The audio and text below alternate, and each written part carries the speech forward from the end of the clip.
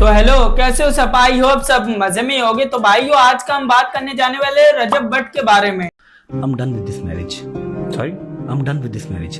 ठीक है, इतना काफी है। आपको क्या लग रहा है? मुझे ये सुन के खुशी हो रही है। नहीं नहीं, आपको खुशी नहीं होगी, लेकिन मेरे अंदर जो सारा कुछ है, मैं मुनाफकत की यारी दोस्ती नहीं चला सकता, मैं मुनाफकत का रिश्ता क्या ही चलाऊंगा। तो भाई, मैं कुछ दिन पहले अकेला बैठ के ये सोच रहा था, रजब भट्ट का कोई भी कंट्रोवर्सी नहीं आ रही। फिर ये कंट्रोवर्सी के बारे में उसने बहुत बड़ी गेम खेल दी, अपनी बीवी को तलाक का नोटिस ही भेज दिया। सही खेल गया मैन। तो भाइयों, जैसे कि आपको पता है, रमजान आ चुका है और शैतान बंद हो चुका है। अभी भी शैतान को खुलने में 5 दिन बाकी है। अभी तक ये कौन सा शैतान खुला हुआ है? अच्छा, रजब भट्टी शैतान खुला हुआ है। मैं सुबह से देख रहा हूँ 11,000 बंदा अनसब्सक्राइब कर गया। स्टार्ट हुआ प्यार मोहब्बत से, आज 3 साल हो गए हैं। 3 साल की एनिवर्सरी पे 11,000 बंदा अनसब्सक्राइब कर गया। कहते हैं ना, हर कामयाब मर्द के पीछे एक औरत का हाथ होता है।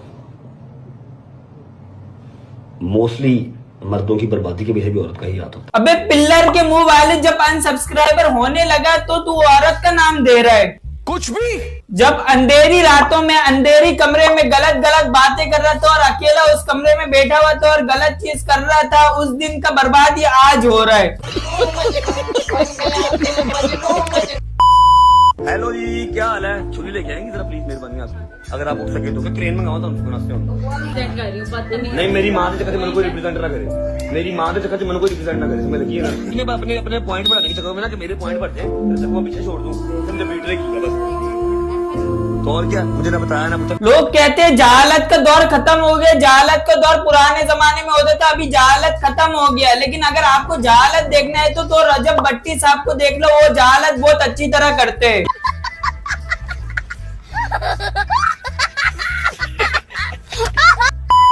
मुझे तो लगा था कि आप लोगों को औरतों के बाहर काम करने से कोई प्रॉब्लम नहीं है। ये ऋतिक ही इनसिक्योर है। लड़का इनसिक्योर नहीं है, अपनी बेटी की सिक्योरिटी की चिंता कर रहा है, इसलिए बोल रहा है। और बेटी की चिंता करना ऋतिक की जिम्मेदारी है। ये है ड्रामे वाली तुलसी। इसका तो खैर समझ में आते है, ड्रामा करती है, ड्रामा के चक्कर में ड्रामा करती है। और ये तो फैमिली ब्लॉगर के व्यूज के चक्कर में ड्रामे करती है, रोने का वो भी।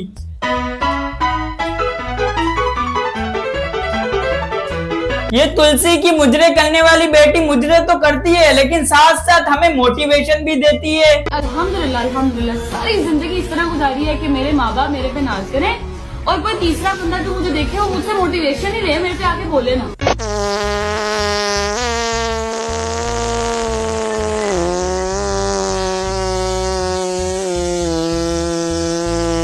एक शिकार होता है जो जानवरों को शिकार करता है, दूसरा शिकार होता है जो मछलियों को पानियों में शिकार करता है, और ये तीसरा शिकार जो यूट्यूब में व्यूज का शिकार करते हैं। ऐसे अजीब गरीब हरकत करते हुए। बात तो सही है।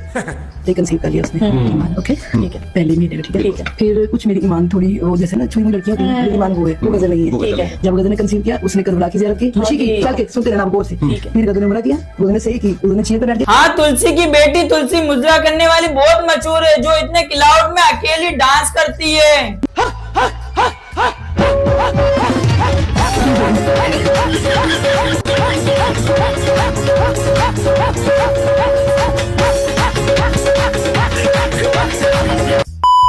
हाँ, किसी ने सही कहा है, बहू कभी बेटी नहीं हो सकती और सास कभी माँ नहीं हो सकती, क्योंकि ऐसे हरकत इन लोग ड्रामा करते बोलती है मेरी ईमान बेटी की तरह है। अच्छा, ये जितने भी बोलते थे ना, ईमान एकदम मेरी बेटी की तरह है, इसको मैं बेटी की तरह मानती हूँ, अपनी बहू की तरह नहीं मानती, ये सब ड्रामा था। ये वो बंदा है जो काम से ज्यादा लड़ाई करने वालों के लिए मशहूर है, क्योंकि अगर काम नहीं चलता ये लड़ाई कर लेता है। बात तो सही है।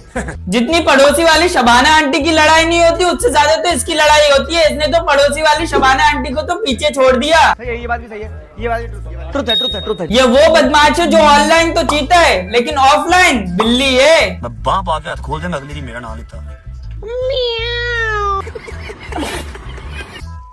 आपने ये सुना ही होगा, अगर काम हो तो काम के लिए कुछ भी कर देने चाहिए। भाई ने इस बात को ज्यादा सीरियस ले ली, इन्होंने अपनी फैमिली छोड़ दी।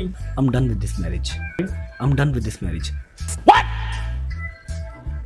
What the fuck? अपने बापों की कोई वैल्यू है नहीं है, वो लोगों के बापों को भी कहता है इनकी कोई वैल्यू नहीं है। मेरे बाप की मेरे लिए क्या वैल्यू है? मेरे बाप को हेपेटाइटिस सी हुआ था ठीक है, आज से 8 साल पहले, और मैं उस 8 साल से लेके आज तक उनके लिए 2 नफल शुक्राने के पढ़ता हूँ कि अल्लाह ने उनको सेहत तंदुरुस्ती दी है। तब से लेके आज तक 2 नफल शुक्राने के डेली पढ़ता हूँ। नमाज कभी मिस हो जाए, ऐसा हो जाए, लेकिन उसकी माफी मांग लेता हूँ अल्लाह ताला से, और बाप के जो शुक्राने की नफल है ना, वो लाजमी पढ़ता हूँ। ये मेरे बाप की वैल्यू है मेरी जिंदगी में। वाह रजब भाई, क्या बात कर दी। ये तो वही बात हो गई, मैं एग्जाम देने कॉलेज नहीं जाता, लेकिन रिजल्ट लेने जाता हूँ। घर में राशन नहीं होता, मैं शॉपिंग करके आ जाता हूँ। मैंने डॉक्टरिंग की कोर्स की है, लेकिन मैं सीखने नहीं जाता। मैं पूरा दिन ये कोट पहन के घूमते रहता हूँ। कौन है ये लोग, कहाँ से आते हैं ये?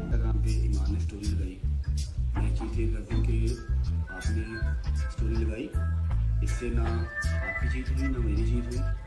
जीती सिर्फ आकड़ है, जीती सिर्फ ईगो है, नुकसान हमारे बच्चे का हुआ है।